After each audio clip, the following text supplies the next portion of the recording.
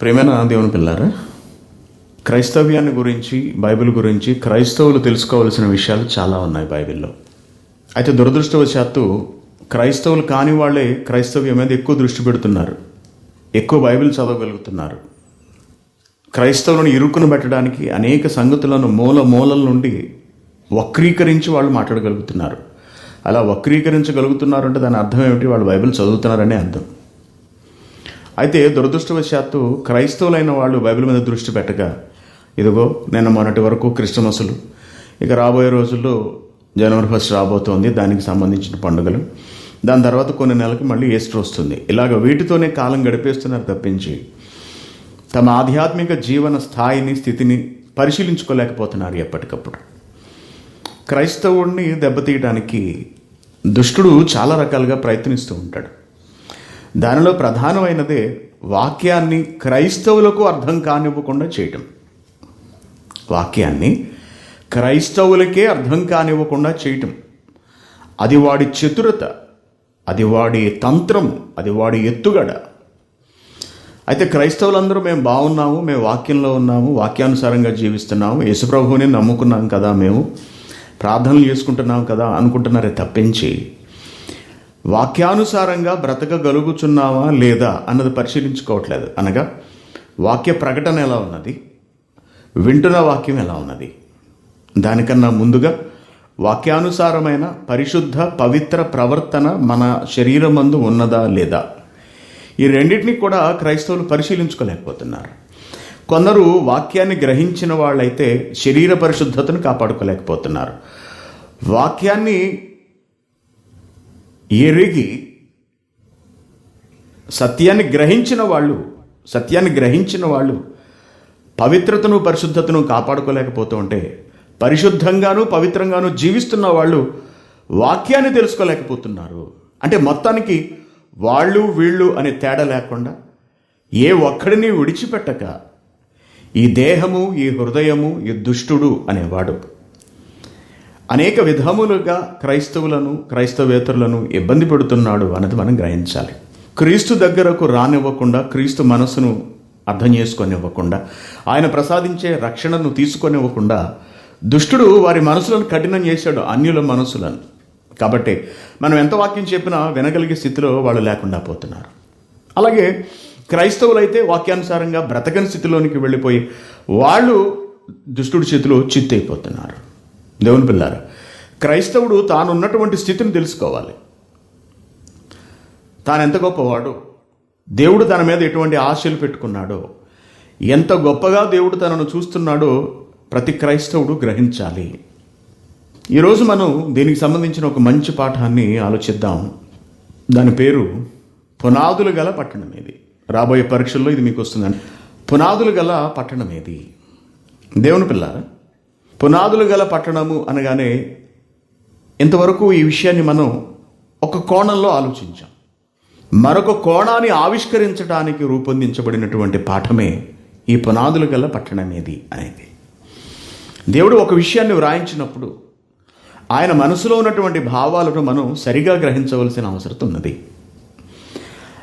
ఒక పదానికి అనేక అర్థాలు, అనేక భావాలు స్ఫురిస్తాయి ఒక్కొక్కసారి. అలాగే దేవుడు ఒక పదాన్ని వ్రాయించినప్పుడు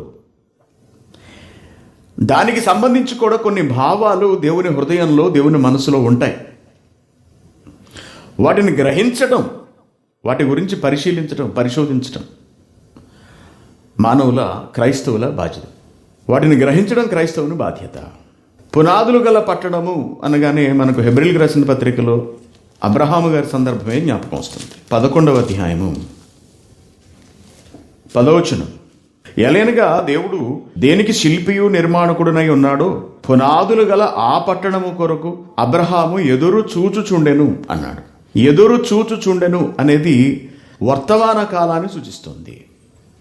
అంటే ఎప్పుడో ఎదురు చూడడం ప్రారంభించి ఇప్పటికీ ఆయన అలా ఎదురు చూస్తూనే ఉన్నాడు అనే అర్థం వస్తుంది. అయితే దీన్ని మనం చాలాసార్లు ఆలోచించినప్పుడు, పాఠ్యాంశంగా నేర్చుకున్నప్పుడు 9వ వచనం చూస్తే, విశ్వాసమును బట్టి అతడును అతనితో ఆ వాగ్దానమునకు సమాన వారసులైన ఇస్సాకు, యాకోబను వారును గుడారములలో నివసించుచు అన్యుల దేశములో ఉన్నట్టుగా వాగ్దత్త దేశంలో పరవాసులైరి. ఎందుకంటే ఎలయనగా దేవుడు దేనికి శిల్పియు నిర్మాణకుడై ఉన్నాడో పునాదులు గల ఆ పట్టణం కొరకు వాళ్ళు ఎదురు చూస్తూ తమ జీవితాన్ని గుడారాలలో గడిపేశారు అన్నట్టుగా ఇక్కడ మనకు వివరణ కనిపిస్తుంది. Very good. సరే, అది ఇప్పుడు ఎదురు చూస్తున్నదా లేక మరొకట అనే దాని వివరణను మనం ఆలోచించడానికి ముందు ఒకసారి అసలు అబ్రహాము గారి జీవితంలోనికి మనం వెళ్ళి ఆలోచిస్తే ఈ పునాదులు గల పట్టణం ఏమిటి, దాని కొరకు అబ్రహాము ఎదురు చూడటం ఏమిటి, ఎక్కడి నుంచి ఎదురు చూస్తున్నాడు ఈయన అనే సంగతులు మనకు అర్థం కావాలి. దీని గురించి ఇంకా మనం కిందకు వస్తే 13వ వచనం నుండి, వీరందరూ ఆ వాగ్దానముల ఫలము అనుభవింపకపోయినను దూరం నుండి చూచి వందనము చేసి తాము భూమి మీద పరదేశులమును యాత్రికులమునై ఉన్నామని ఒప్పుకొని విశ్వాసము గల వారై మృతి నొందిరి. ఇలాగు చెప్పువారు తమ స్వదేశమును వెతుకుచున్నామని విషదపరచుచున్నారు కారా. వారు ఏ దేశము నుండి వచ్చిరో ఆ దేశమును జ్ఞాపకమందుంచుకున్న ఎడల మరల వెళ్ళుటకు వారికి వీలు కలిగి ఉండును. అయితే వారు మరి శ్రేష్టమైన దేశమును అనగా పరలోక సంబంధమైన దేశమును కోరుచున్నారు. పరలోక సంబంధమైన దేశమును కోరుచున్నారు. కాబట్టి తాను వారి దేవుడిని అనిపించుకున్నటకు అలాంటి వాళ్ళను చూసి దేవుడు ఎంతమాత్రమో వారిని గురించి సిగ్గుపడడు. ఎలయనగా ఆయన వారి కొరకు ఒక పట్టణాన్ని సిద్ధపరిచాడు అనడే. ఇక్కడికి వచ్చేటప్పటికి ఒక పట్టణాన్ని సిద్ధపరిచాడు. ఇటువంటి వారి కొరకు ఒక పట్టణం ఎదురు చూస్తోందట, సిద్ధపరిచి ఉంచాడట. Very good. ఏమిటా పట్టణము అని మనం ఆలోచించినప్పుడు అదొక పునాదులు గల పట్టణము అని, ఆ పట్టణం కొరకు అబ్రహాం ఎదురు చూస్తున్నాడు అని, ఆ ఎదురు చూస్తున్న పట్టణాన్నే దేవుడు ముందుగా సిద్ధపరిచి ఉంచాడు అని మనకి ఇక్కడ అర్థమవుతుంది. Very good. పునాదులు గల పట్టణం కొరకు అబ్రహాము ఎదురు చూడడం ఏమిటి? పట్టణము అనగానే మనకు తెలుసు, జనసంఖ్య అధికంగా ఉన్నటువంటి ప్రాంతాన్ని పట్టణం అంటారు. జనసంఖ్య తక్కువగా ఉన్న ప్రాంతాలను గ్రామాలు అంటారు. లక్షల సంఖ్యలో జనాభా నివసిస్తున్న ప్రదేశాలే పట్టణాలు. ఇంకొంచెం జనాభా ఎక్కువ ఉంటే నగరాలు అంటారు వాటిని. ఇంకా ఎక్కువ కోట్లుగా సంఖ్యలో ఉంటే ప్రజలు అక్కడ వాటిని మెగా సిటీస్, మహానగరాలు అని పిలుస్తూ ఉంటారు. Very good. ఇక్కడ పట్టణము అన్నాడు. పట్టణము అన్న నగరము అన్న ఇంచుమించుగా ఒకే అర్థం వస్తుంది. అయితే జనసంఖ్యను బట్టి వాటిని విభజించుకోవడం అనేది మనుషులు చేసినటువంటి ఒక క్రియ, మనుషుల ఆలోచన నుంచి వచ్చింది. Very good. అయితే ఇక్కడ పట్టణము, దానికి పునాదులు ఉన్నాయట. ఏ పట్టణానికైనా పునాదులు ఉంటాయి. పునాది లేకుండా పట్టణం ఉండదు. ఏమండి? ఏ పునాది లేకుండా పట్టణం ఉండదు. ఫర్ ఎగ్జాంపుల్ కువైట్ సిటీ అంటారు. మనం కువైట్లో ఉంటున్నాం. కువైట్ సిటీ, కువైట్ సిటీకి పునాదులు ఉన్నవా లేవా? పునాదులు ఉంటాయి. పునాది అంటే ఏమిటి? పునాది అనగా మూలము, మనకు తెలుసు, ఆధారం. ఒక పట్టణము దేని మీద ఆధారపడి ఉంటుందో తెలుసా అండి? మన ఈ లోక సంబంధమైన పట్టణాల గురించి ఆలోచించినప్పుడు నేను మీకు చెప్తున్నాను. ఒక పట్టణం ఎలా నిర్మితం అవుతుందో తెలుసా? పట్టణాన్ని నిర్మించడానికి ముందు అండర్ గ్రౌండ్ డ్రైనేజ్ సిస్టమ్ ఏర్పాటు చేస్తారు. ఫస్ట్, అన్నిటికన్నా ప్రప్రథమంగా చేసేది ఈ రోజుల్లో. దానిపైన వాడు టౌన్ ప్లానింగ్ ఇస్తాడు. రోడ్లు వేసేస్తారు. ఫస్ట్ పవర్ సప్లై చేస్తారు. అక్కడ స్థలాలు ఖాళీగా ఉంటాయి. ఎవరికి నచ్చిన వాళ్ళు వాటిని కొనుక్కుని కట్టుకోవచ్చు. కువైట్లో కొత్త కొత్త మంతకాలు వెలుస్తున్నాయి, మనం చూస్తున్నాం ఈ మధ్యకాలంలో. ఆ మంతకాలు చూడండి ఎలా ఉంటాయో. ముందు under ground drainage system, water supply, electrical supply అన్నిటినీ గ్రౌండ్లో వాళ్ళు ఫిక్స్ చేసిన తర్వాత పైన లేఅవుట్లు వేస్తారు. స్థలాలు అమ్ముతారు, అక్కడ కొనుక్కోవచ్చు. రోడ్లు వేసేసి ఉంచుతారు, వాటర్ సప్లై ఇచ్చేసి ఉంచుతారు. ఎవరన్నా వస్తే ఇల్లు కట్టుకుని కరెంటు తగిలించుకోవడం, నీటి సప్లై తగిలించుకోవడం, అంతే. అంతకు మించికి చేసేదే ఉండదు. అది సిద్ధపరచటం. పునాది వేయబడిన పట్టణం అంటే అది. పట్టణం అనగానే మనకు విశాఖపట్నం, మచిలీపట్నం ఇలాంటి పట్టణాలు మనకు తెలుసు, గౌరీపట్నం. ఓకేనా దేవుని పిల్లారా? అయితే ఇక్కడ మనం ఆత్మ సంబంధంగా ఆలోచిస్తున్నటువంటి పట్టణం పునాదులు కలిగిన పట్టణం అంట. అదేంటి అసలు ఏ పట్టణానికి పునాది ఉండదని ఆలోచిస్తే ప్రతి పట్టణానికి పునాది ఉన్నది. అటువంటిప్పుడు ఇంత ప్రత్యేకంగా పునాదులు గల పట్టణము అని చెప్పుకోవాల్సిన అవసరం ఉంది. అంటే పునాదులు లేని పట్టణాలు కూడా ఉన్నాయా? పునాదులు లేని పట్టణాలు కూడా ఉన్నాయా అంటే ఉన్నవన్నమాట. దేవుని ఆలోచనలలో పునాదులు కలిగిన పట్టడం ఉన్నది, పునాదులు లేని పట్టడం కూడా ఉన్నది. Very good. ఇంతకీ అసలు ఈ పునాదులు లేక పట్టడము అనే మాట మనకు అబ్రహాము గారి సందర్భంలో రావడానికి గల కారణం ఏమిటంటే, అబ్రహామును దేవుడు పిలిచినప్పుడు అబ్రహాము ఒక మంచి స్థితిలో ఉన్నాడండి.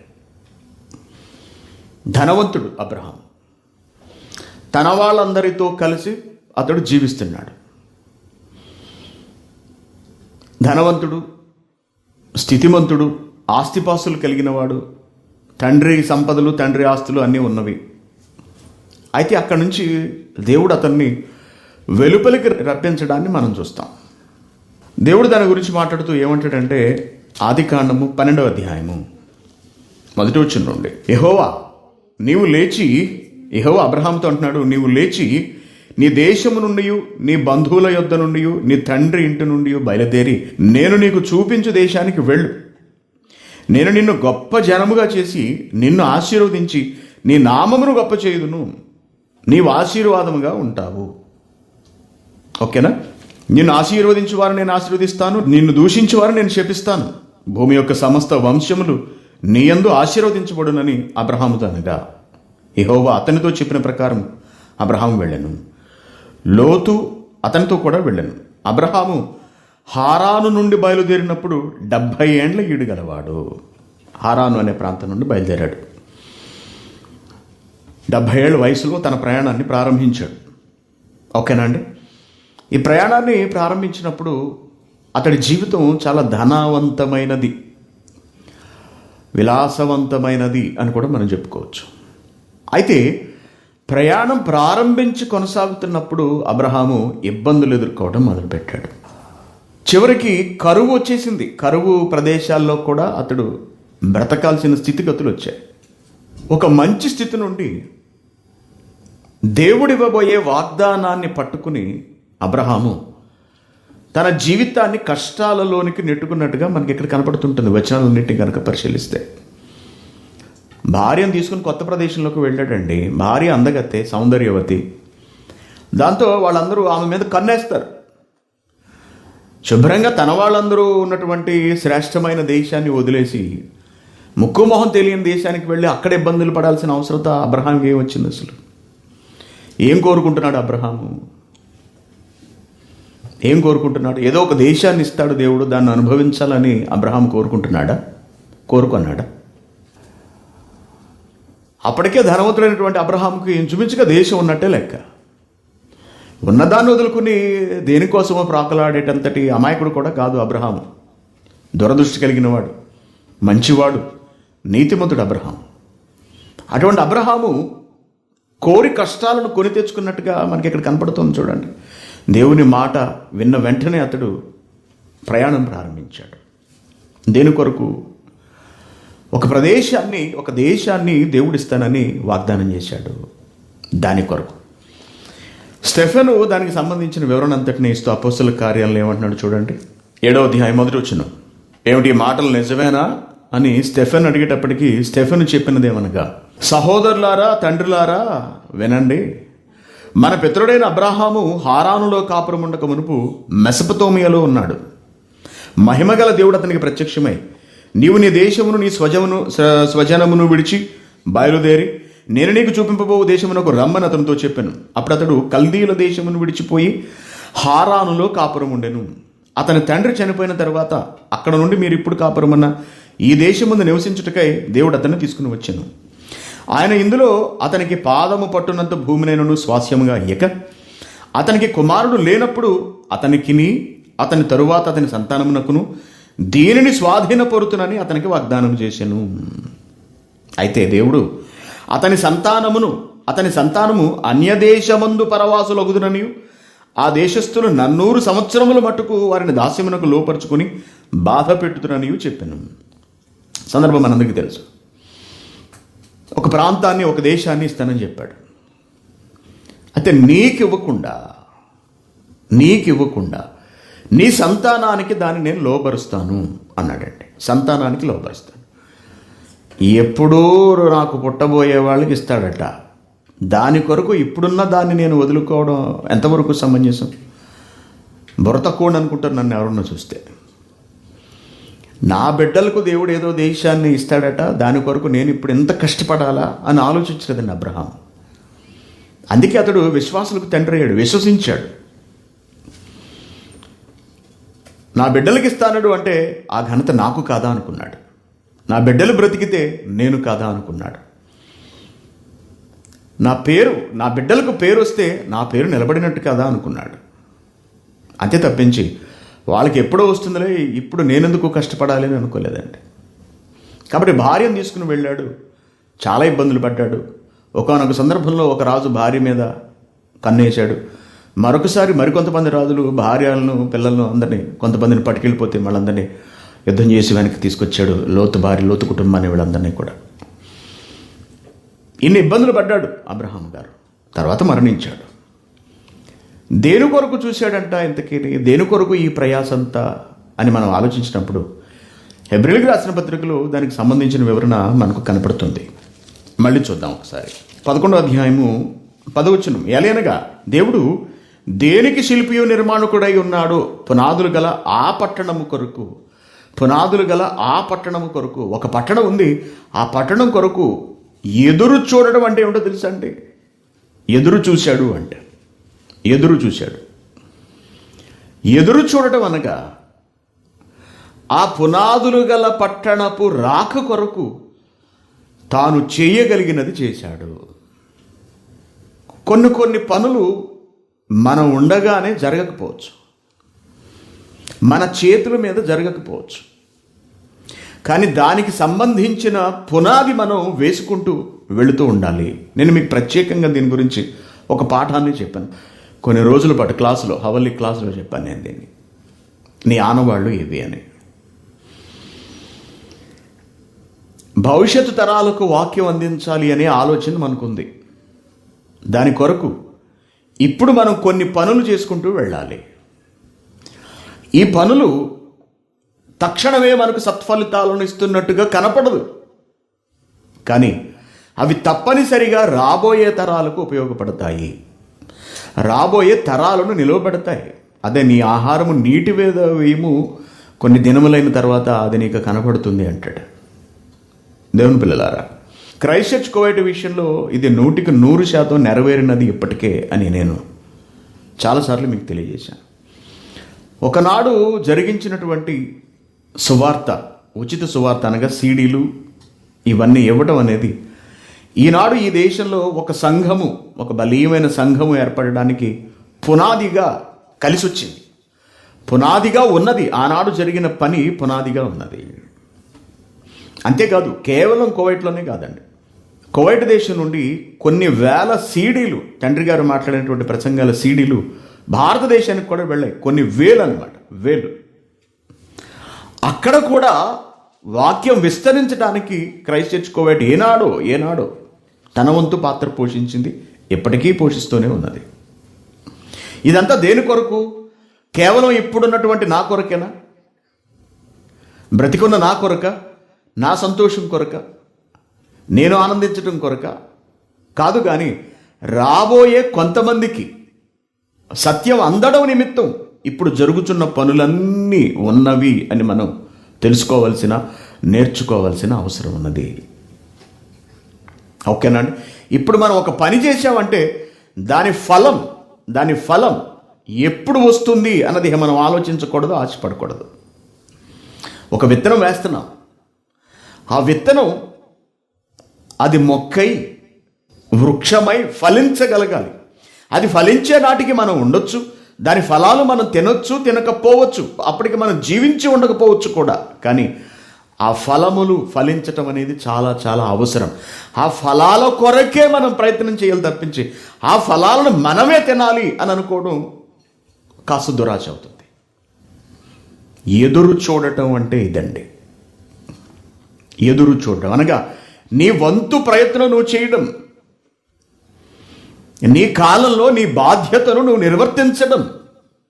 అబ్రహాము ఎక్కడో పునాదులు గల పట్టణం అంట, అది రాబోతోందంట, లేకపోతే దేవుడేదో వాగ్దానం చేశాడు, అది నీ సంతానమునకు ఇస్తాను అని అన్నాడు. బట్ నాకు కూడా కాదు, నా పిల్లలకి నేను అనుభవించినప్పుడు ఇక నా సంతానానికి ఇస్తే ఇంక నాదే ఉందిలే, వాళ్ళే ఎలాగోలా బ్రతుకుతారు, నాకెందుకు వచ్చిన తెప్పులు, నేను మా పుట్టింట్లో ఉండిపోతాను, నా తండ్రి దగ్గర ఉండిపోతాను అనుకోలేదు అబ్రహాం. తన ప్రయత్నం, తన వంతు బాధ్యత దేని కొరకు? పునాదులు గల పట్టడం కొరకు. ఎదురు చూస్తూ తన జీవితాన్ని అలాగ కొనసాగించాడండి. ఎంత అద్భుతమైనటువంటి భక్తులు అసలు అందరూ కూడా. 9వ వచనం చూస్తే, విశ్వాసమును బట్టి అతడు, ఎవరు? అబ్రహాం, అతడును అతనితో కూడా ఆ వాగ్దానమునకు సమాన వారసులు.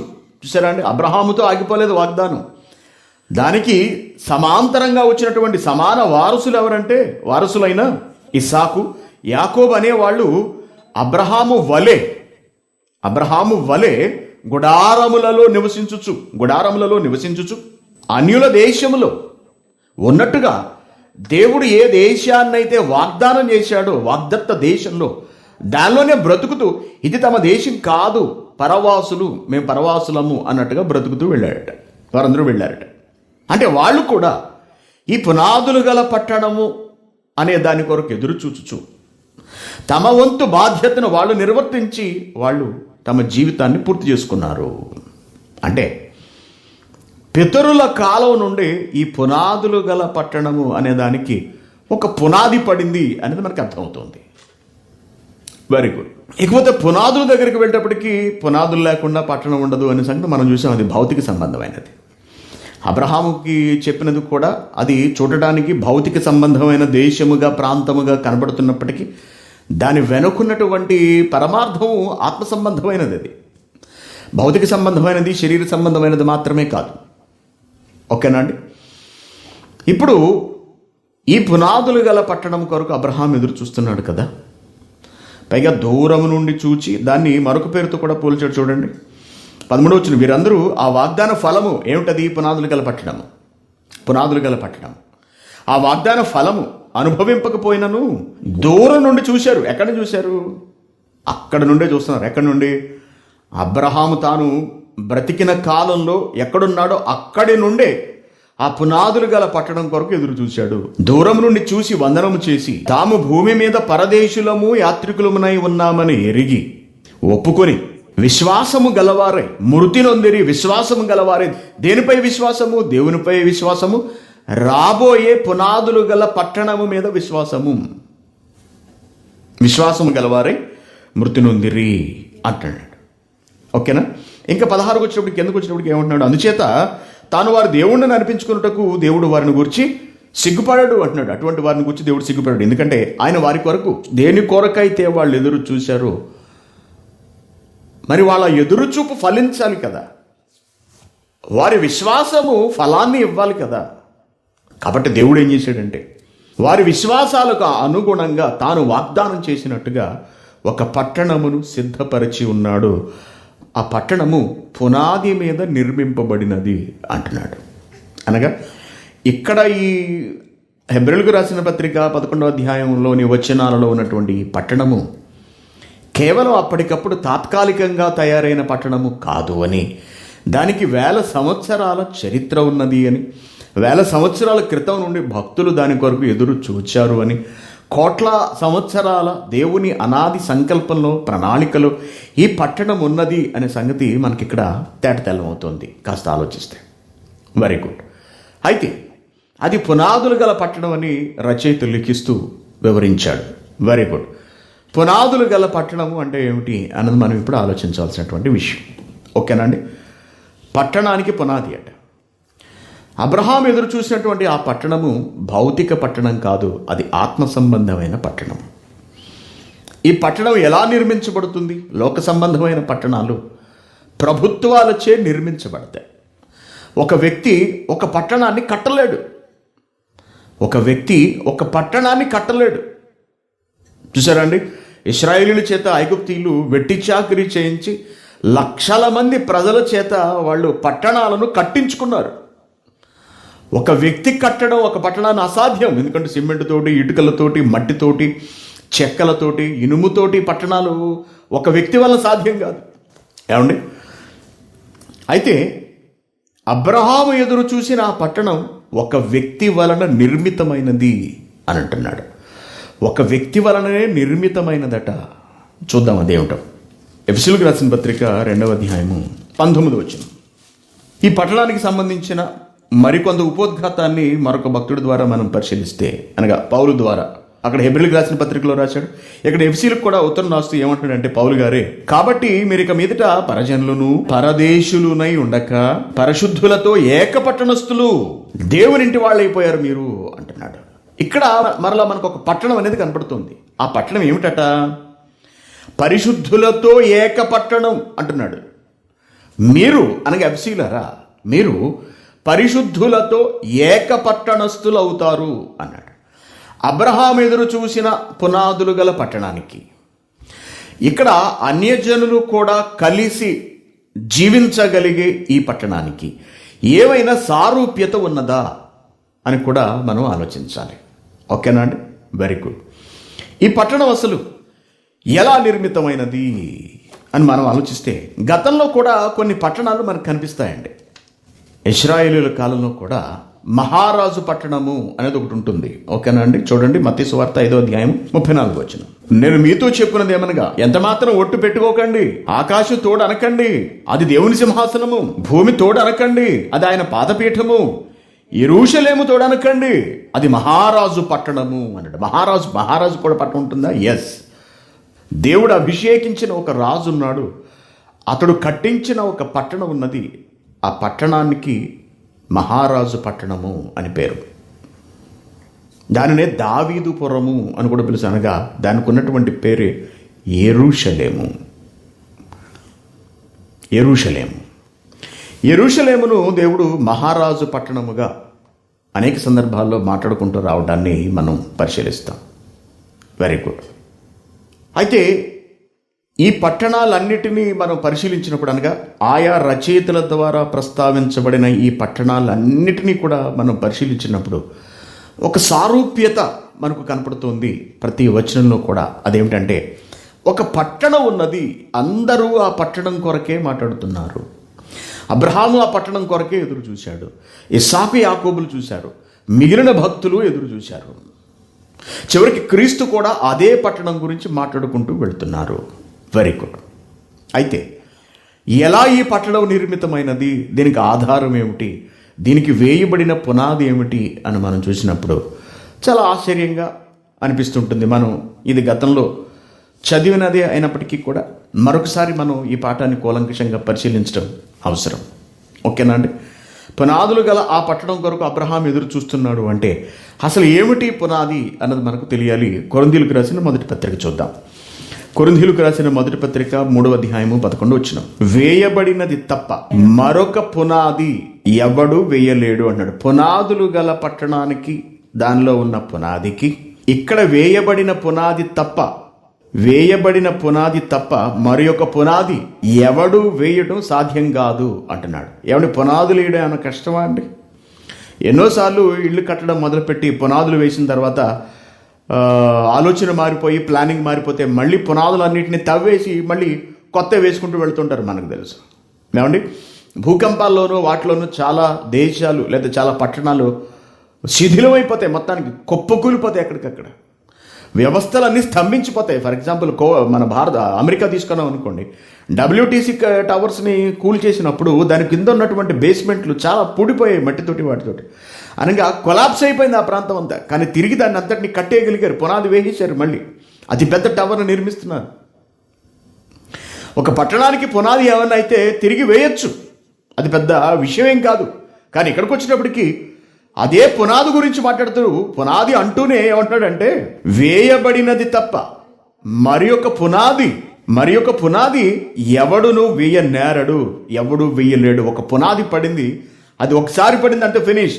మళ్ళీ దాని మీద ఒక పునాది, దాన్ని తీసేసి మరొక పునాది వేయటం అనేది సాధ్యపడదు అంటున్నాడు. ఇందుకే ఏమిటా పునాది అని మనం ఆలోచిస్తే, ఈ పునాది యేసుక్రీస్తే. పునాది యేసుక్రీస్తే. పునాద దేనికట? పట్టణానికట. పునాదులు గల పట్టణం అబ్రహాం ఎదురు చూశారు. దానికి పునాది యేసుక్రీస్తట. యేసుక్రీస్తు. ఒక మనిషి పునాదిగా ఉంటాడా అండి? మనిషి పునాదిగా ఉంటాడా?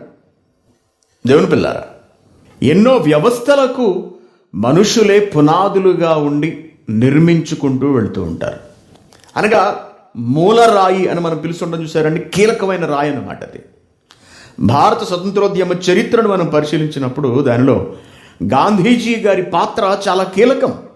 భారత స్వతంత్ర ఉద్యమానికి మహాత్మా గాంధీ పునాది అని మనం చెప్పాలి. పునాది అనగా ఆ పునాది మీదే స్వతంత్రోద్యమం అంతా నిర్మితమై కొనసాగింది. అనుకున్నది సాధించి పెట్టింది. మిగిలిన పునాదులు ఏవి కూడా నిలబడలేదు. వేయడానికి ప్రయత్నించారు కానీ కుదరలేదు. నేతాజీ అనే ఆయన హింసాత్మక పద్ధతుల ద్వారా భారతదేశానికి స్వతంత్రాన్ని తీసుకురావడానికి ప్రయత్నించాడు. పునాది వేయడానికి ప్రయత్నించాడు, కానీ అది సాధ్యపడలేదు. ఆయన సాధించలేకపోయాడు. అయితే అహింస, సత్యము, శాంతి అనే మార్గాల ద్వారా ముందుకు వెళ్ళినటువంటి గాంధీ గారు దానిని సాధించగలిగారు. ఆ పునాది మరెవరు కదపలేకపోయారు, మరొకళ్ళు ఎవరు వేయలేకపోయారు. అంటే ఒక వ్యక్తి ఒక పునాది వేయగలడా అంటే ఎస్, వేయగలడు. నాడు గాంధీ వేసిన పునాది మీదే ఈ రోజున మన దేశ స్వతంత్రం అనేది కొనసాగుతున్నది. అలాగే భారతదేశానికి ప్రప్రథమ ప్రధానమంత్రిగా, మొట్టమొదటి విదేశాంగ శాఖ మంత్రిగా పనిచేసిన ఆయన జవహర్లాల్ నెహ్రూ గారు.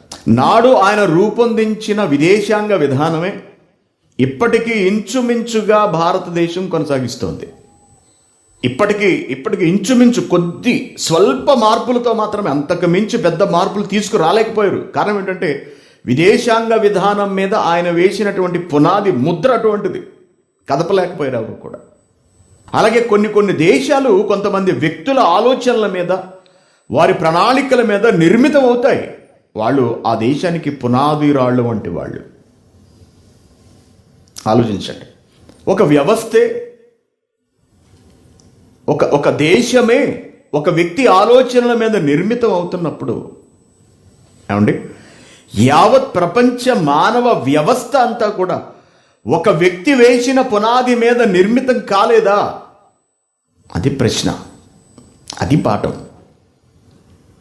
నిర్మితం అవుతుంది, నిర్మితం అయ్యింది, నిర్మితం అవుతూనే ఉన్నది.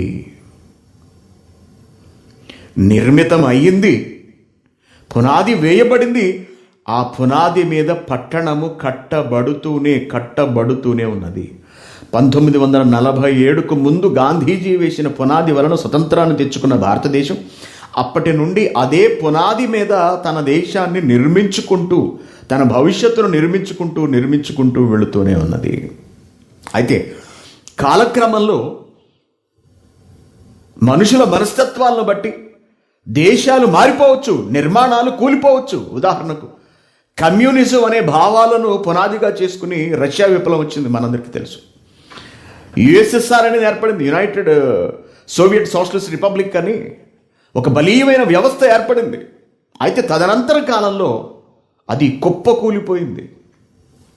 అనగా పునాదిలో బలం లేదు. ఒక స్టాలిన్ అని, లెనిన్ అని, ఇంకా చాలామంది అభ్యుదయ భావాలు కలిగినటువంటి విప్లవకారులు పెట్టుబడిదారీ వ్యవస్థను రూపుమాపి ఈ కమ్యూనిజం అనే దానిని అమల్లోకి తీసుకొచ్చారు నాటి కాలంలో. కానీ అది ఎక్కువ కాలం నిలబడలేదు, ఆ పునాది నిలబడలేదు. ఈ రోజున కూడా కమ్యూనిజం పునాదులు ఇంచుమించుగా కదిలిపోతున్నాయి ప్రపంచ దేశాల్లో. పెట్టుబడిదారీ వ్యవస్థ ప్రవేశిస్తోంది క్రమక్రమంగా, చాప కింద నీరులాగా.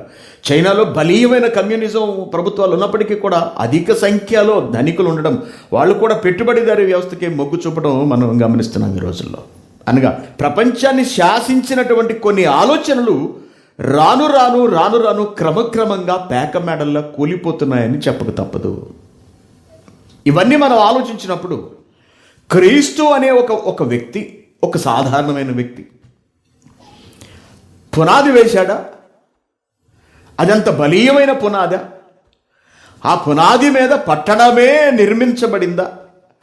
ఆ పునాది కొరకు అబ్రహాము అంతటి నీతిమంతుడు ఎదురు చూశాడా? ఇస్సాకు, యాకోబులు ఎదురు చూశారా? ప్రవక్తలు దీని గురించి మాట్లాడారా? దాన్ని నిర్మించడానికి సాక్షాత్తు వాక్యమే శరీరాన్ని ధరించుకుని ఈ లోకంలోనికి ప్రవేశించవలసి వచ్చిందా అంటే ఎస్, అవును.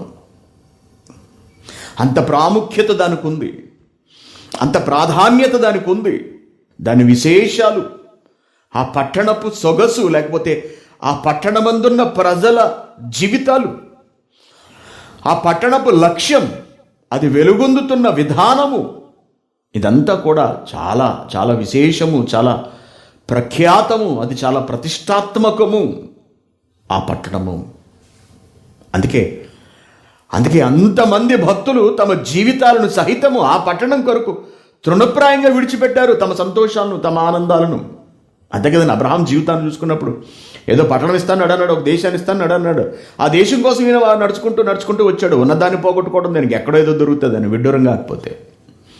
మనకేమీ లేదు కాబట్టి కోయిట్ వచ్చామండి, మనకి ఇండియాలో ఏమంటే మనం వస్తామేంటి, ఉన్నది ఎందుకు పోగొట్టుకుంటాం ఇక్కడికి వచ్చి.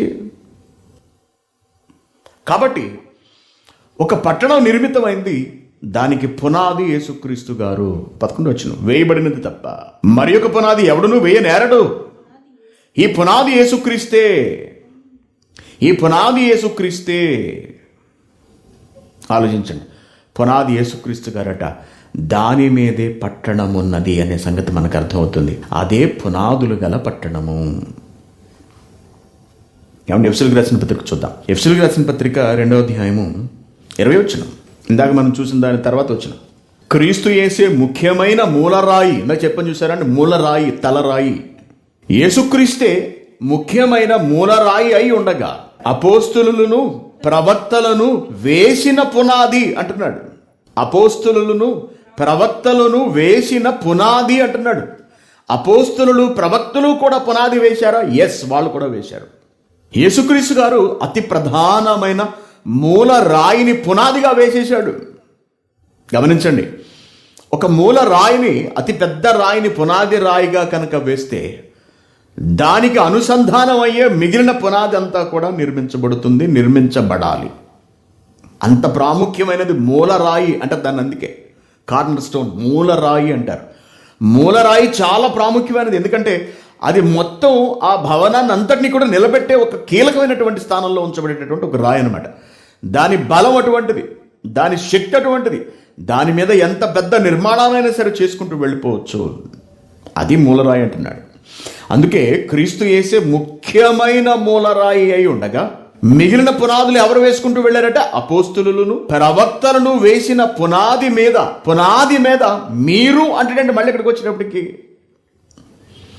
మీరు అంటాడేమిటండి? రాయి అనే దాని మీద మరికొన్ని రాళ్లతో ఒక నిర్మాణం జరగాలి. అది పట్టణం అంటే మనకు తెలుసు. ఇప్పుడున్న పట్టణాలన్నీ అలాగే నిర్మితం అవుతున్నాయి, మనకు తెలుసు. కానీ ఆ భవంతి నిర్మితమైనది, లేకపోతే ఆ రోడ్లు నిర్మితమైనవి, ఆ టౌన్ ప్లాన్ నిర్మితమైంది అని అనకుండా మీరు నిర్మితమయ్యారు అని అంటున్నాడు ఏంటి ఇక్కడ రచయిత? మీరు అని మనుషులు తీసుకొస్తున్నాడు ఏమిటి? ఎందుకు మీరు అని మనుషులు తీసుకొచ్చాడంటే, పునాది వేసిన ఆయన తాను ఒక రాయి వేయలేదు, తానే రాయి అయ్యాడు, తానే పునాది అయ్యాడు. గమనించండి, మానవులు కట్టే ఇళ్లకు ఒక మనిషి పునాది కాలేడు. ఎప్పుడు కూడా మనిషి పునాది కాలేడు. ఒక జీవం లేని రాయిని తీసుకొచ్చి పునాదిగా నిలబెడతాడంతే. కానీ దేవుడు కట్టబోతున్న పట్టణానికి పునాది ఒక దేవుని దేహము. ఆయన ఎవరో కాదు, యేసుక్రీస్తు దేవుని కుమారుడు. ఆయన తన జీవితాన్ని పునాదిగా వేశాడు, తన బ్రతుకును పణంగా పెట్టాడు, పునాదిగా పెట్టాడు, పెట్టుబడిగా పెట్టాడు, పునాదిగా. దాని మీద ఒక మహా వ్యవస్థ నిర్మితం కావాలనుకున్నాడు. అదొక మహాపట్టణం కావాలి అనుకున్నాడు. పట్టణం అనగా అధిక జనసంఖ్య కలిగినది, మనకు తెలుసు. అధిక జనసంఖ్య, ఎప్పుడు అధిక జనసంఖ్యతో ఉండే, ఆ సంఖ్య నిరంతరము విస్తరిస్తూ ఉండే ఒక మహాపట్టణం, ఒక మెగా సిటీ నిర్మితం కావాలి అని దేవుడు ఆశపడి కుమారుణ్ణి పంపించి ఆయననే ఒక పునాది రాయిగా ఉంచాడండి. ఇక మిగిలిన రాళ్ళు ఎవరట? అపోస్తులు మరియు ప్రవక్తలు. వాళ్ళు కూడా పునాది వేశారు. ఏమండి, ఆలోచించండి. ఇంతకీ ఏమిటి పునాది? ఆయన ఎలా ఒక పునాది రాయి కాగలిగారు? యేసుక్రీస్తు గారు ఆయన ఎలా పునాది వేశారు? దాని మీద మిగిలిన అపోస్తలులు, ప్రవక్తలు వాళ్ళు ఎలా అటాచ్ చేసుకుంటూ వెళ్ళారు తమ రాళ్లను అని మనం ఆలోచించినప్పుడు, దేవుని పిల్లారా, ఈ పట్టణము ఆత్మ సంబంధమైన పట్టణము, ఇది వాక్య సంబంధమైన పట్టణము. ఇది ఒక మనిషిని కేవలం భౌతికంగా జీవింప చేయడానికి, మంచి వసతులు కల్పించడానికి కట్టినటువంటి పట్టణం కాదు. కువైట్ సిటీ అంటాం మనం, కువైట్ అంతటిని కలిపి. ఈ కువైట్ సిటీ చాలా అద్భుతంగా నిర్మించబడుతుంది, మనకు తెలుసు. వాళ్ళకు కల్పించే వసతులు అన్నీ కూడా చాలా బాగుంటాయి. అటువంటి వసతులు కల్పించటమా ఈ పట్టణపు ముఖ్య ఉద్దేశం? ఇది పునాదులు గల పట్టణపు, క్రీస్తు పునాది రాయిగా ఉండి కట్టిన పట్టణపు ముఖ్య ఉద్దేశం ఇదేనా? ఆలోచించండి. అభివృద్ధి చెందిన దేశాల్లోని పట్టణాలు మనం చూసినప్పుడు, అమెరికాలోని ఒక వాషింగ్టన్ కానీ, లేకపోతే ఒక న్యూయార్క్ కానీ, లేకపోతే మిగిలిన ఫ్రాన్స్ వంటి దేశాల్లో ఉన్నటువంటి ప్యారిస్ కానీ, జర్మనీలోని ఫ్రాంక్ఫర్ట్ అయ్యో ఉంటాయి కదా, అటువంటి పట్టణాలు కానీ, ఈ పట్టణాలను మనం చూసినప్పుడు మోస్ట్ డెవలప్డ్ సిటీస్ అనమాట, అత్యంత అభివృద్ధి చెందిన పట్టణాలు ఇవి. అక్కడ జీవన శైలి బాగుంటుంది. ఆ ల్యాండ్స్కేప్ అదంతా కూడా, వాళ్ళు కట్టుకున్న తీరు, వాళ్ళు తమ పట్టణాన్ని మలుచుకున్నటువంటి విధానం, భవంతులు కానివ్వండి, లేకపోతే వంతెనలు కానివ్వండి, ఇతరత్ర రోడ్లు వేసుకోవడం కానివ్వండి, ఇవన్నీ కూడా చాలా సుందరంగా, చాలా అందంగా ఉండి జీవితానికి చాలా ఆనందాన్ని ఇస్తూ ఉంటాయి. అలా మనుషులు ఈ శరీరంతో సంతోషించడానికి, ఆనందించడానికి అవసరమైన పట్టణాన్ని ఏమైనా యేసుక్రీస్తు గారు వచ్చి కట్టారా అంటే కాదండి. ఆయన కట్టిన పట్టణం మొత్తం కూడా ఆత్మ సంబంధమైన పట్టణము. అది ఆత్మ సంబంధమైనటువంటి ప్రజల కొరకు. అటువంటిది ఒకటి నిర్మింపబడాలి అని ఎప్పుడైతే దేవుడు అబ్రహాముతో మాట్లాడాడో, ఆ క్షణం నుంచి అబ్రహాము అటువంటి దాని కొరకు ఎదురు చూడటం మొదలుపెట్టాడు.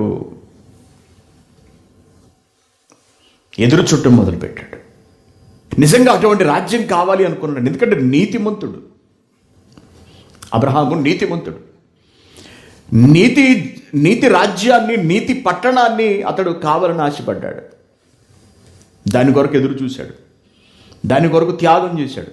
అతడి గర్భాన పుట్టినటువంటి మిగిలిన వాళ్ళు కూడా, ఎవరు? ఇస్సాకు, అతని గర్భించినటువంటి యాకోబు, వీళ్ళు కూడా అబ్రహాము అనుసరించిన మార్గాన్ని అనుసరించారు. వాళ్ళు కూడా నీతివంతమైనటువంటి ఆ రాబోయే ఆ జీవితం కొరకు, ప్రజలు గడపగలిగే ఆ గొప్ప బ్రతుకు కొరకు ఎదురు చూశారు. అది క్రీస్తు రాకతో ఈ భూమి మీదకు పరిచయం చేయబడింది. పరిశుద్ధాత్ముని రాకతో ఆ పట్టణము విస్తరించటం మొదలుపెట్టింది. దేవుని పిల్లారా, అది విస్తరించడానికి పునాది చాలా బలంగా ఉండాలి. ఆ బలమైన పునాది వేసిన మొట్టమొదట ఆయన యేసుక్రీస్తు గారు అయితే, దానికి అనుబంధంగా పనిచేసిన వాళ్ళే అపోస్తలులు, మిగిలిన భక్తులు. ఇంతకీ ఆ పట్టణం ఏమిటనుకుంటున్నారు? ఆ పట్టణం ఏమిటో కాదండి, మనమే, సంఘమే. అదే పునాదులు గల పట్టణం. పునాది యేసుక్రీస్తు అనగా ఆయన త్యాగము మరియు ఆయన మాటలు, ఆయన రక్త తర్పణ మరియు ఆయన చేసినటువంటి బోధనలు, ఆయన చేసిన సూచనలు, ఇవే పునాదులు. వాటిని ఆధారం చేసుకునే అపోస్తలులు మరికొన్నిటిని చెప్పుకుంటూ వెళ్ళారు. ఎందుకంటే పరిశుద్ధాత్మ గారు వారిలో ఉండి కొన్ని సంగతులను పలికించారు. వాళ్ళ చేత చెప్పవలసినవన్నీ చెప్పించారు. పునాదులుగా నేటి వరకు మనం బ్రతకడానికి అవి కారణమయ్యాయి. పునాదులుగా అవి ఉండి, ఆ మాటలుండి, ఆ త్యాగాలు ఉండి, ఆ బోధలు ఉండి, నేడు మనము కూడా ఆ పట్టణస్థులము, ఆ పట్టణ నివాసులము కాగలిగేటంతగా అవి మనకు దోహదపడ్డాయి, ఉపయోగపడ్డాయి, పడుతున్నవి ఈ రోజుకి కూడా. పునాది, అది పునాదులు గల పట్టణం అంటే. దాని కొరకు క్రీస్తు ప్రాణం పెట్టాడు, తానే మూలరాయి. ఆ క్రీస్తు రక్త తర్పణను అర్థం చేసుకున్న ప్రతి ఒక్కడు దానిలోనికి ప్రవేశించాలి. ఇది నియమం. ఆ పట్టణానికి ఉన్న పేరే రాజ్యము, ఆ పట్టణానికి ఉన్న పేరే సంఘము.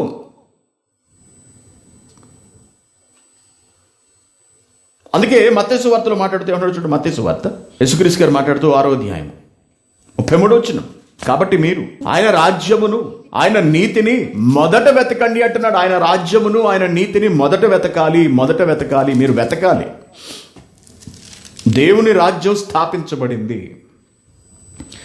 ఒక పట్టణం నిర్మితమవుతున్నది. ఆ పట్టణాన్ని నువ్వు వెతకాలి. ఎక్కడుందో ఆయన రాజ్యమును, అది నీతి కలిగినటువంటి పట్టణము. దాన్ని వెతకాలి. ఎక్కడ దొరుకుతుంది అని. ఆయన రాజ్యమును ఆయన నీతిని మొదట వెతుకుతున్నావా మనం? ఆ పునాదులు కలిగిన పట్టణం ఎక్కడున్నదని మనం వెతుకుతున్నామా? లేక మనం ఎక్కడున్నామో అక్కడే ఉండిపోతున్నావా? మనం ఆ పునాది కలిగిన పట్టణంలోనే ఉన్నావు అనుకుంటున్నావా? దేవుని పిల్లరా, పునాదులు కలిగిన పట్టణానికి కొన్ని అర్హతలు ఉంటాయి, దానికి కొన్ని లక్షణాలు ఉంటాయి. పునాదులు కలిగిన పట్టణానికి కొన్ని ప్రత్యేకతలు ఉంటాయి. ఆ ప్రత్యేకతలను ప్రతి ఒక్కళ్ళు తెలుసుకుని ఆ పట్టణం ఎక్కడుందో దాన్ని వెదకి కనుగొని దానిలోనికి ప్రవేశించాలి. అన్ని చోట్ల ఉన్నట్టుగానే కనపడుతుంటుంది ఆ పట్టణం. ఎందుకంటే ప్రతీది సంఘమే. ఈ రోజున ఎక్కడ చూసినా సంఘాలే. ఒక ఊళ్ళో 20-30 చర్చిలు ఉంటాయటండి. ఒక 2-3 కిలోమీటర్ల వైశాల్యం కూడా లేని ఒక ఊరిలో 20-30 చర్చిలు అంటే ఇంకా అసలు ఏంటి? ఇవన్నీ వాక్యానుసారమైన పునాదిపై, క్రీస్తు వేసిన పునాదిపై నిర్మితమైనటువంటి పట్టణపు సభ్యులైనా వీళ్ళందరూ కూడా, పట్టణంలోని భాగాలైనా, ఇవన్నీ కూడా గ్రామాలైనా, ఇవన్నీ కూడా ఆలోచించారు ఎవరైనా? దేన్ని బట్టి ఇది క్రీస్తు పునాది వేసిన పట్టణం అని మనకు అర్థమవుతుంది, అర్థం చేసుకోగలం మనం. ఎందుకంటే సంఘము అనుకుంటున్నాం, రాజ్యము అని మనం అనుకుంటున్నాం, సార్వత్రిక సంఘము అని మనం అనుకుంటున్నామండి. మనం చెప్పుకుంటున్నాం, మంది ఉయ్ అంటున్నాం. క్రీస్తు సంఘము, సార్వత్రిక సంఘము భారతదేశంలో ఉంది, కువైట్లో ఉంది, దుబాయ్లో ఉంది, లేకపోతే మరొక చోట సింగపూర్లో ఎక్కడో ఉంది, భారతదేశంలో చాలా చోట్ల ఉంది, ఆంధ్రప్రదేశ్ అంతటా విస్తరించి ఉంది. మనదే నిజమైన సార్వత్రిక సంఘము అని మనం అంటున్నాం. మరికొంతమంది కూడా మాదే నిజమైన సంఘం అని వాళ్ళు కూడా అంటున్నారు. అంటే ఇక్కడ సంఘాల మధ్య పోటీ కాదు, కానీ అసలు మనం ఎక్కడున్నాం అన్నది కూడా మనం తెలుసుకోవడం చాలా చాలా అవసరము. ఎందుకంటే మనకు పునాది ఉన్నదా లేదన్నది మనకు అర్థమైపోతుంది.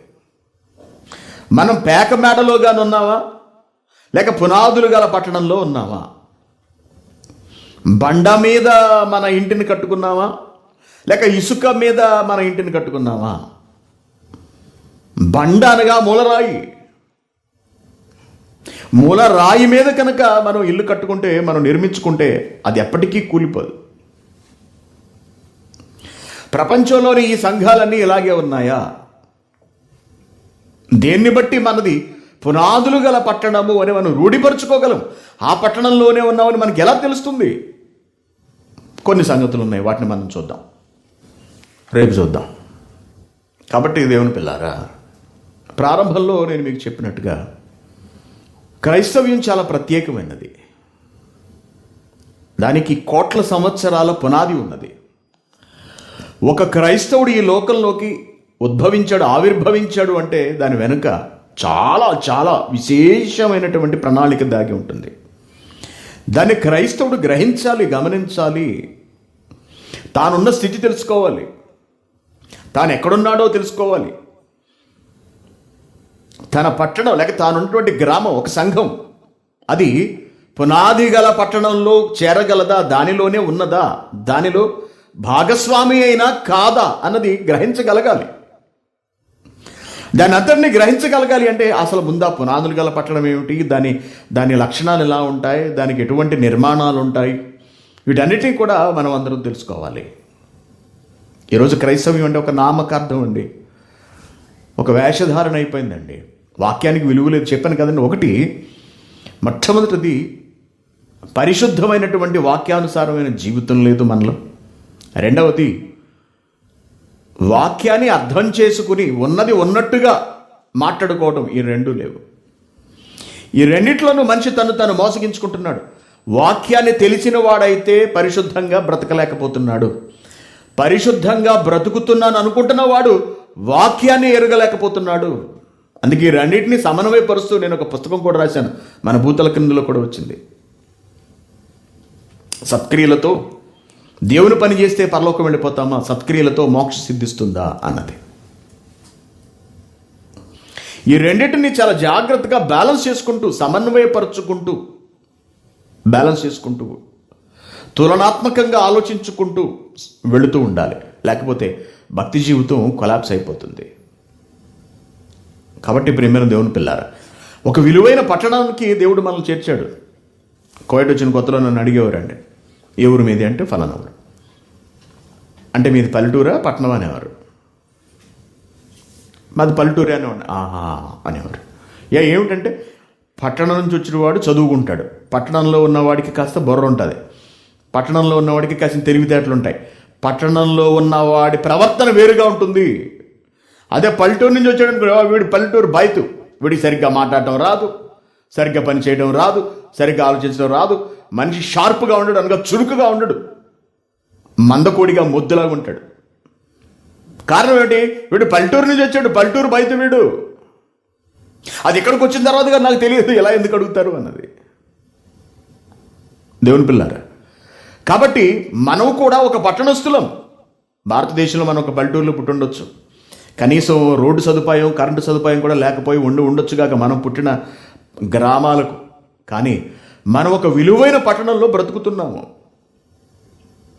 అది మన ప్రవర్తనలో విలువను చూపించగలిగే పట్టణం. అది మన నడవడికలో విలువను చూపించగలిగే పట్టణం.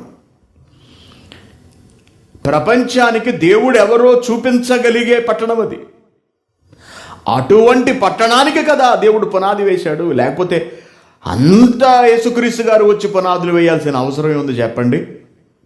అమరావతికి ప్రధానమంత్రి గారు వచ్చి పునాది వేశాడు, మనందరికీ తెలుసు. తెలంగాణ ముఖ్యమంత్రి గారు వెళ్ళి పునాది వేశారు, మనందరికీ తెలుసు. ఇప్పుడు ఆ పునాదులు వేసిన పట్టణం ఉంటుందో ఉండదో అని డౌట్ వచ్చేసింది అందరికీ కూడా. అక్కడ నుంచి తీసేస్తున్నాం రాజధాని అనేటప్పటికి. మానవులు వేసిన పునాదులు ఇలా ఉండొచ్చు అంటే దేవుడు వేసిన పునాది కూడా ఇటువంటిదేనా? మానవులు తీసి పాడేసేటంతటి తేలికైనదా ఆ పునాది అన్నది మనం అర్థం చేసుకోవాలి. ఎందుకంటే ఈ మాటను ఎందుకంత నేను స్ట్రెస్ చేస్తున్నానంటే, మనం చేసే ఒక చిన్న వాక్య వ్యతిరేక క్రియ దేవుని పునాదులు గల పట్టణాన్ని అపహాస్యం చేసేదవుతుందేమో. మనం చేసే ఒక తప్పు, మనం చేసే ఒక పాపము, మనం చేసుకునేటటువంటి ఒక వాక్య సంబంధమైన అపార్థము, దేవుని భావనలు మనం అర్థం చేసుకోలేకపోవటం, దేవుడే పునాది వేసిన కోట్ల సంవత్సరాల క్రితం నాటి ఆలోచన కలిగిన దేవుని సంకల్పానికి ఏమైనా వ్యతిరేకం ఉందేమో ఆలోచించాలి.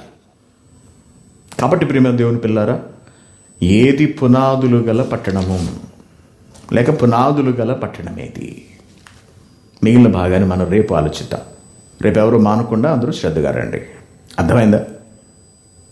వాక్యం సినిమా చూసినంత థ్రిల్గాను ఎంటర్టైన్మెంట్గాను ఉండదు. వినడానికి చాలా కఠినంగా ఉంటుంది, అది చాలా నెమ్మదిగా ఉంటుంది, చాలా బాధగా ఉంటుంది, జీర్ణించుకోవడం కష్టం అవుతుంది. కానీ తప్పదు, తెలుసుకోవాలి. కాబట్టి మీ పిల్లలు, మీ బంధువులు, మీ స్నేహితులు వీళ్ళందరూ వస్తున్నారా? మీ తల్లిదండ్రులు వాక్యానికి వస్తున్నారా? రప్పిస్తున్నారా? లేక చలిగా ఉంది రాలేకపోతున్నారంటూ వంకలు సాకులు చెప్తున్నారా? అటువంటివి చేయకుండా మీ బిడ్డలు, మీ బంధువులు అందరినీ రప్పించండి, వాక్యాన్ని వినిపించండి, ఒకసారి ఆలోచించమనండి. వారికి సత్యం అర్థం అవుతుంది. మీరు కొన్ని సంవత్సరాలు ప్రయత్నించిన మార్పు రాని వాళ్ళు 1-2 తరగతులు వింటే మార్పు కలగొచ్చు వాళ్ళలో. అలా మారుతున్న వాళ్ళు కూడా ఉన్నారు. బైబిల్ మీద ఏమాత్రం అవగాహన లేని వాళ్ళు లైవ్లోకి రావటం మొదలుపెట్టిన తర్వాత దేవుడి గురించి చాలా చాలా సంగతులు తెలుసుకున్నారు. చాలామంది మారారు. అది మీ వలన సాధ్యం కాకపోవచ్చు. తన మాటలు దగ్గరకు తీసుకొస్తే దేవుడు ఆ పని జరిగిస్తాడు. అదే నేను చెప్తుంటా. అర్థమైందండి? దేవుడు జరిగిస్తాడు ఆ పని. మీరు తీసుకొచ్చి కూర్చోబెట్టండి. వారిని తీసుకొచ్చి వాక్యం ముందు కూర్చోబెట్టి మీరు మనస్సును ప్రార్థించుకోండి. తండ్రి, వాక్యాన్ని వీడికి వినిపించడానికి ప్రయత్నిస్తున్నాను, వీడి మనస్సును తెరవండి, వీడి మనోనేతలు వెలిగించండి అని మీ ప్రార్థన దేవుడు వింటాడు. వారిని వాక్యం ద్వారా ఆకర్షిస్తాడు. అప్పుడు మీరు ఒక ఆత్మను రక్షించిన వాళ్ళు అవుతారు. మీరే స్వయంగా వాక్యం చెప్పిన నేనవును, మీరే కారకులు అవుతారు దానికి. ఆ ఘనత, ఆ ప్రతిఫలము, ఆ గొప్పతనము దేవుడి దగ్గర మీకే దక్కుతుంది.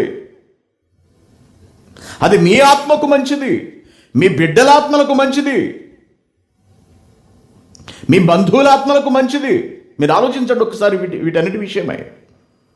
అందుకే వాక్యాన్ని మిస్ కాకూడదు. ఎప్పుడు కూడా వాక్య విషయంలో అలసత్వం చూపించకూడదు. మీకు ఒక సంగతి తెలుసా అండి?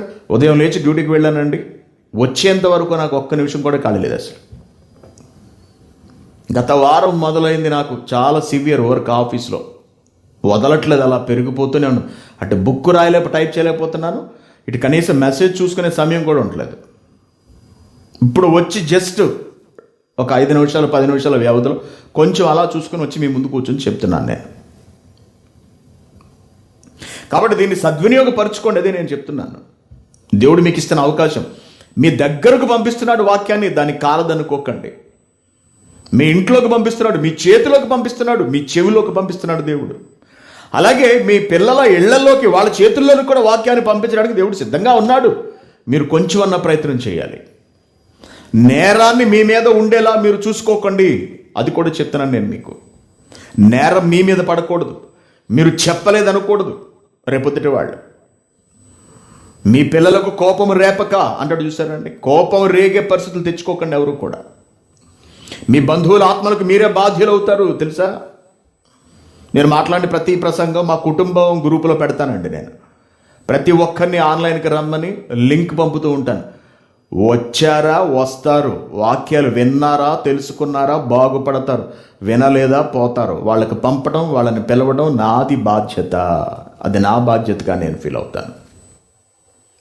కాబట్టి దేవుడు మీకు ఇస్తున్న ఈ అవకాశాన్ని సద్వినియోగం చేసుకోండి. మీ వాళ్ళందరికీ ఈ విషయాన్ని తెలియపరచండి. ఓకేనా? Very good. ప్రార్థన చేస్తాను. కళ్ళు మూసుకోండి. మిగిలిన భాగం మనం రేపు నేర్చుకుందాం. పరలోకమందున్న మా కన్న తండ్రి, మీకు వందనములు నాయన. దేవా, మమ్మను మీ పట్టణస్థులుగా చేయటానికి మీరు రచించిన ప్రణాళిక ఎంత పెద్దది. ఎందరు భక్తులు దీని కొరకు ఎదురు చూశారు తండ్రి. అబ్రహాము వంటి నీతిమంతుడు ఎదురు చూశాడు నాయన. అటువంటి పట్టణంలో ఈరోజు మేము ఉన్నాము అంటే మాకు చాలా ఆశ్చర్యంగా ఉంది. వాళ్ళు ఎదురు చూశారు, కానీ వాళ్ళు పట్టణంలో లేకుండా పోయారు నాయన. తెలియని మేము దానిలో బ్రతుకుతున్నాము తండ్రి. దాని విలువ నేటి క్రైస్తవ్యానికి అర్థం కావట్లేదు. తెలియచెప్పడానికి ప్రయత్నిస్తున్నాం. ఇంత మంచి పాఠాన్ని మీరు మాకు అందించినందుకు, మీ మనసులో ఉన్నటువంటి సంగతిని అంతటినీ కూడా ఆయన ఒక పరిశోధన పత్ర రూపంలో మాకు తెలియపరిచినందుకు మీకు ధన్యవాదములు. దేవా, మీ బిడ్డలందరూ విన్నారు వాక్యాన్ని. మీ పట్టణపు విలువను తెలుసుకోగలిగే శక్తిని వారికి ప్రసాదించండి. పునాది కొరకు మీరు ఎటువంటి నిర్ణయాలు తీసుకున్నారో ఆలోచించగలిగే వివేకమును వారికి ప్రసాదించండి తండ్రి. ఆన్లైన్లో ఉన్న మీ బిడ్డలందరికీ మెండైన జ్ఞానమును ప్రసాదించండి దేవా. ప్రతి ఒక్కరూ బాధ్యతను ఎరిగి తమ వారికి, తమ కుటుంబ సభ్యులకు, తమ స్నేహితులకు, బంధువులకు మీ వాక్యాన్ని అందించగలిగే మనస్సును వారికి ప్రసాదించండి తండ్రి. మీ ఉగ్రత వలన ఈ ప్రపంచం అంతా ఉడికిపోతోంది నాయన. తెగులు మీద తెగులు వస్తూ ఏం చెయ్యాలో దిక్కు తోచని స్థితి నేటి ప్రపంచ ప్రజలకు ఏర్పడింది.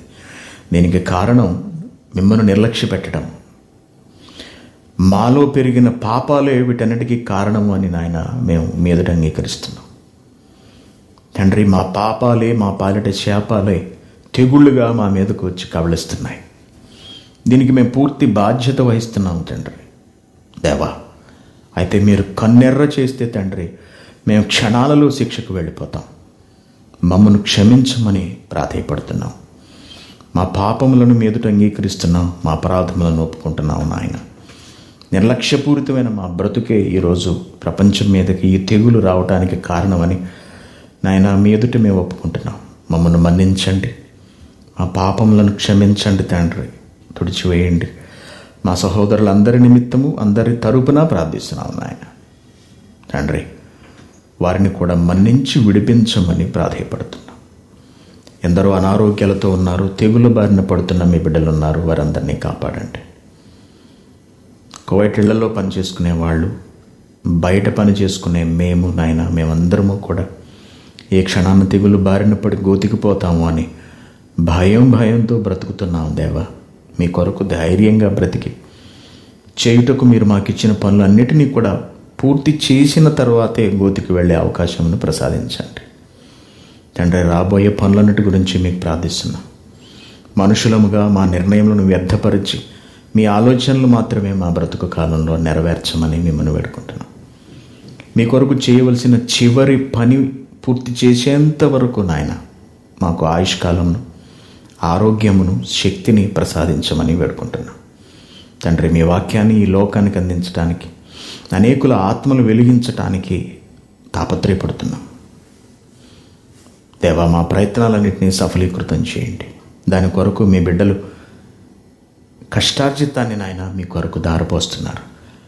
పని చేసి చేసి చేతులు అరిగిపోతున్నాయి తండ్రి. మీ బిడ్డలు అంత కష్టపడి పనిచేసి ఆ ధనాన్ని నాయన నా చేతిలో పెడుతున్నారు మీ పనికి వాడమని తండ్రి. అలా వాళ్ళు ఇస్తున్న ప్రతి రూపాయికి, ప్రతి రక్తపు చుక్కకు తండ్రి విలువ చేకూర్చి పెట్టగలిగే అవకాశమును, శక్తిని, జ్ఞానమును నాకు ప్రసాదించండి తండ్రి. ఎంతో సంతోషంగా మీ కొరకు త్యాగం చేస్తున్న మీ బిడ్డలందరినీ మీరు జ్ఞాపకం చేసుకోండి. తగిన విధముగా, తగిన సమయంలో వారికి తగిన ప్రతిఫలాన్ని ఇమ్మని మిమ్మల్ని అభ్యర్థిస్తున్నాం తండ్రి. ఇంత జ్ఞానాన్ని మాకు నేర్పించిన ఆత్మీయ తండ్రి గారికి దీర్ఘాయుష్ను, సంపూర్ణ ఆరోగ్యమును ప్రసాదించండి ఆయన. సంఘంలో ఉన్న మీ బిడ్డలందరినీ జ్ఞాపకం చేసుకోండి. అలాగే అనేక దేశాల నుండి మీ పిల్లల వాక్యాన్ని వింటున్నారు తండ్రి. మీ వాక్యాన్ని ప్రేమిస్తున్న మీ పిల్లలు ఉన్నారు. ప్రతి ఒక్కరి గురించి ప్రార్థిస్తున్నాం నాయన. వారి పరిస్థితులు మాకు తెలియవు, కానీ ఎంతోమంది ప్రార్థించమని అడుగుతున్నారు. వారందరి నిమిత్తము ప్రార్థిస్తున్నాం. వారందరినీ మీ సముఖముందు పెడుతున్నాం. మీ బిడ్డలందరినీ చల్లగా చూడండి నాయన.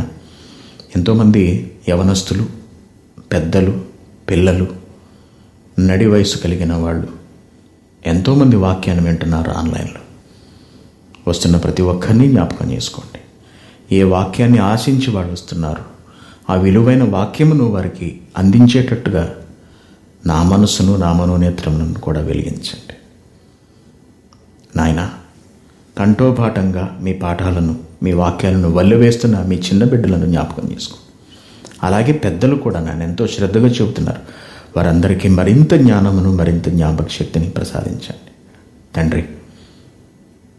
మీరు కలలు కంటున్నటువంటి రాజ్యము, మీరు కలలు కన్న పట్టణము, మీ సంఘము ఎలా ఉండాలో ఈ ప్రపంచానికి మాదిరిగా ఉండగలిగే అవకాశమును క్రైస్ట్ చర్చ్ కువైట్కు ప్రసాదించండి దేవా. ఈ రోజును అనుగ్రహించినందుకు ధన్యవాదములు.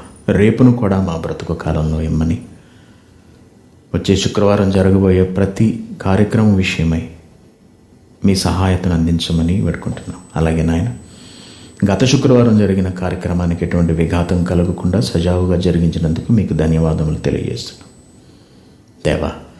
తిరిగి రేపు మేమందరము సమావేశమై మీ వాక్యాన్ని నేర్చుకొని, మీకు కృతజ్ఞతలు చెప్పి, మీకు ప్రార్థించి, మీ యందు ఆనందించగలిగే అవకాశమును మా అందరికీ ప్రసాదించమని వేడుకుంటాం. క్రీస్తు పేరిట ఈ ప్రార్థన మీకు సమర్పిస్తున్నాం తండ్రి. ఆమెన్.